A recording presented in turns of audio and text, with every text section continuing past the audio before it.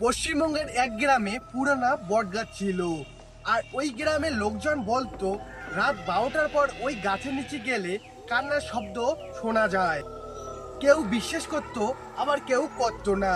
একদিন তিন বন্ধু ঠিক করলো আজ তারা সত্যিটা জানবে। রাত গভীর হতেই তারা টর্চ লাইট নিয়ে ওই বটগাছের কাছে পৌঁছে গেল।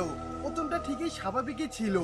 কিছুক্ষণ পর দূর থেকে একটা মেয়ের কান্নার শব্দ ভেসে এলো। তিনজনেই শব্দটার দিকে এগোতে লাগলো।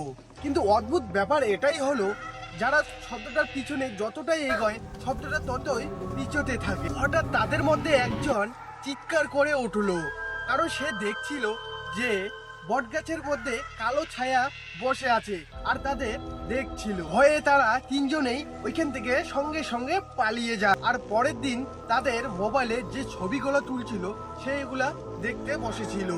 আর ছবি দেখার সময় তাদের মাথা একদমই ঘুরে যায়, কারণ ছিল তারা তিনজনের জায়গায় তারা ফটোতে দেখলো চারজন। এখানে তোমার কি মনে হয় চতুর্থ মানুষটা কে ছিল? ভিডিওটা ভালো লাগলে একটা লাইক করে দিও। আর এরকম রহস্যময় গল্প শুনতে চাইলে এই চ্যানেলটি সাবস্ক্রাইব করে রেখো।